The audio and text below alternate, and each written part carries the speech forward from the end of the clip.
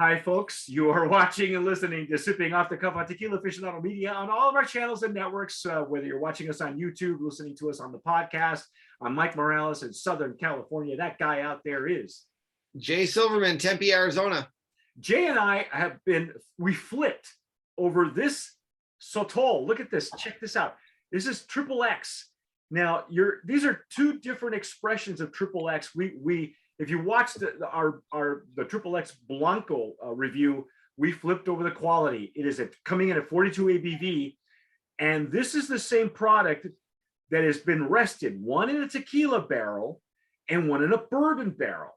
Okay, the bourbon barrel says Reposado, and let's just pour these. We're gonna just pour them and taste them and see if there's a difference. There should be. Okay, I have two different glasses. I have a tequila glass. Wow, those are really screwed on tight. I'm going to use my tequila glass for the lighter version one. I'm going to use a Glencairn glass. That's because of that whiskey barrel. It should be pretty good to find out what's going on. The bubbles are beautiful. Can't do wrong with that. Can't go wrong with the Glencairn on any kind of tasting, really. No, I just grabbed the cleanest, most freshest looking glass I could. So. No, this is interesting. I want to make a note here because typically most of the samples we review, it's not going to be this size bottle. It's going to be a full size 750. Yeah. So, you've made an exception because this is definitely I think it's maybe an exceptional product. So let's see. Yeah. Well, the other thing too is that what I've discovered is when it comes to tequila, minis don't serve their purpose for tequila because they don't have the character that these mezcals and sotols and bacanoras normally have. Yeah. And of course, I prefer to have the full bottle because, it's great product placement for the brand. I mean, it's to their benefit. It looks a lot better. And also but you're right. You just made me realize the quantity of liquid that you get, you're going to get a much better sampling if you have like a larger quantity of the spirit to kind of play around with. But it's also like, it's if you have like just a tiny sample of it, it's not going to travel well, and it may be, I've had minis. I've had minis sent to me, a very expensive tequila when I was living in Texas. That were by the time they get to me, half of it's gone, it's spilled, it's exactly. Broken. And the heat, when the heat in Texas is oppressive, and or like it is in Arizona, and so. You got to be real careful how you package these things. And of course, full bottles survive better. But anyway, okay. So this is the Sotol rested in tequila barrels. I'm doing that one. Which one are you doing? The same. Yeah. The lighter of the two. The lighter of the two. Okay. So the color's beautiful. I will see if we get the tequila oak aged tequila in the aroma. But right now I'm appreciating that, it's a nice champagne color. Yeah, it's a champagne or a very pale straw color. You can tell that it's been rested in something. Now the legs and tears are gorgeous on this thing. I'm going to assume this is also 42% alcohol. Yeah, it doesn't say that on the minis, but their base product is 42 ABV. That's what they pour in the barrel. So, and it's because it's wild harvested, it's extremely small batch. I found them on Instagram, and they don't even post a whole lot on Instagram, but I believe that they have an article out, and I may have found them in an article and was really intrigued because they're so small batch. So what are we getting on the nose here, big guy?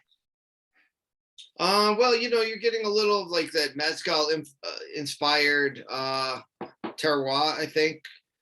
It is wild harvest Dazzy Lyrion, so I think that's prevalent. I think that's prevalent in the nose. You can actually really, you definitely get a sense of terroir and Mexican soil.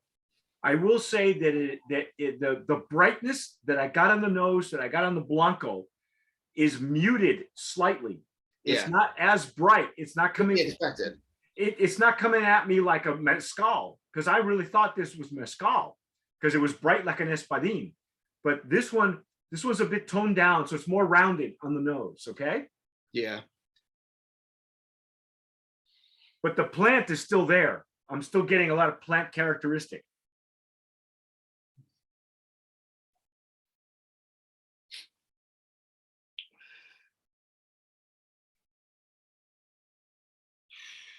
And maybe a slight, maybe a little bit of the oakiness from the barrel. It didn't tell me which tequila which tequila was rested in this barrel. Okay, I have no idea. So yeah, now I'm getting more wood characteristics from it. Yeah, just a little bit. It is well rounded, like the Blanco Sotol, the unaged Wild Harvest XXX. It's definitely an interesting aroma. I would say let's dive in and see what happens. Let's dive in, yeah. It's complex. I think the aroma was complex. Honestly, I can't quite place. Couldn't put my finger on it. It's got a very well-rounded, you know, like the Blanco, the sweetness, the savoriness, the bitterness. It's all kind of tied together and spun together pretty nicely. I am getting a little bit more wood on the intake, but everything else reacts like it did before. Explosion of pepper and flavors. Now I'm getting more fibrousness. I don't know why I didn't get it in the Blanco, but I'm getting it more in this. What are they calling it? This tequila aged, rested, tequila barrel rested. Wow.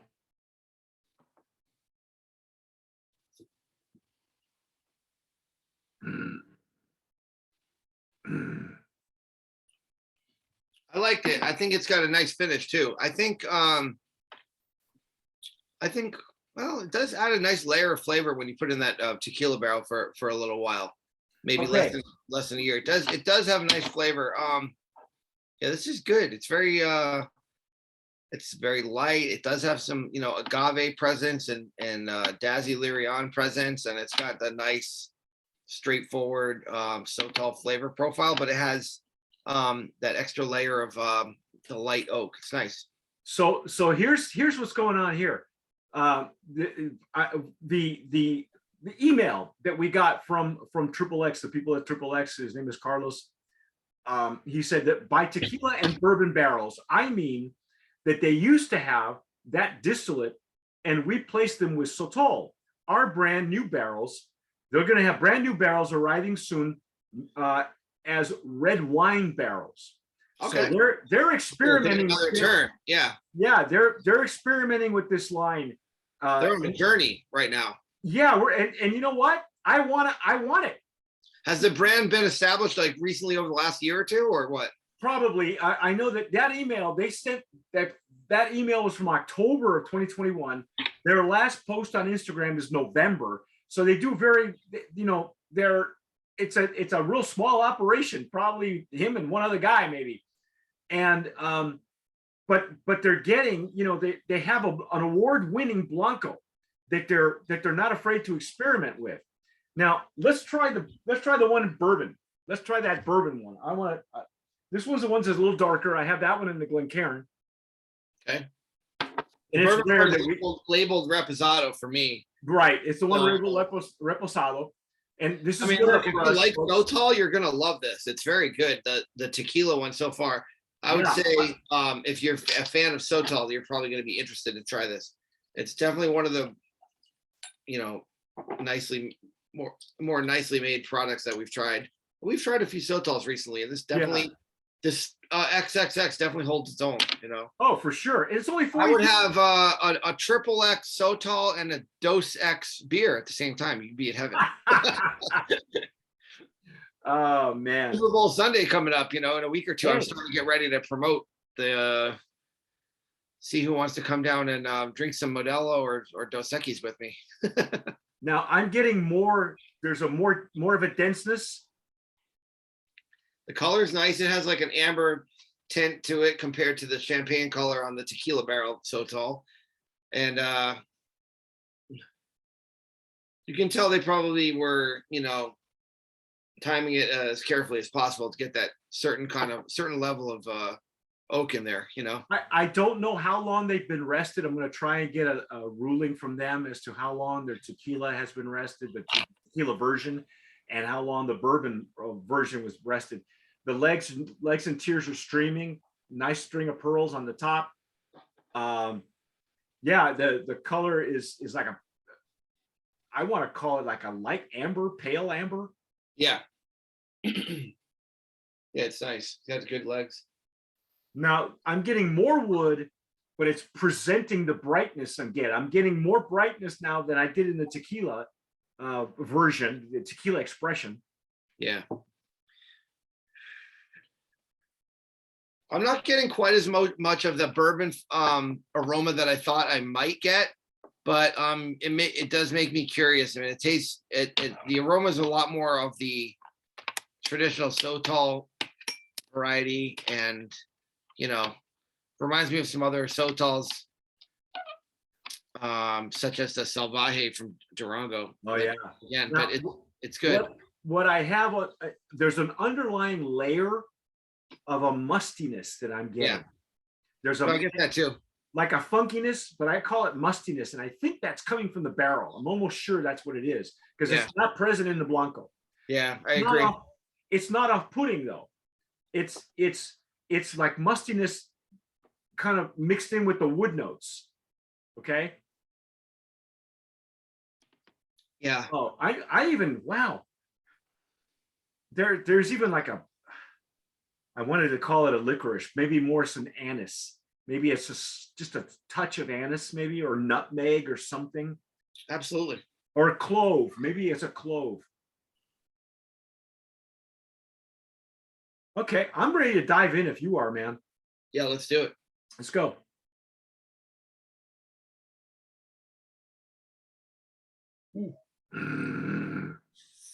Oh, wow.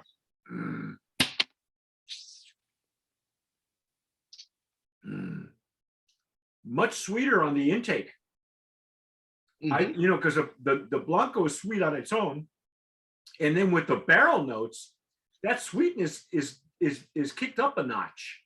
Just at the entry, still the pepper explosion of flavor, the wood notes are there. I'm getting more of the plant fibrousness that I'm used to seeing, and that finish.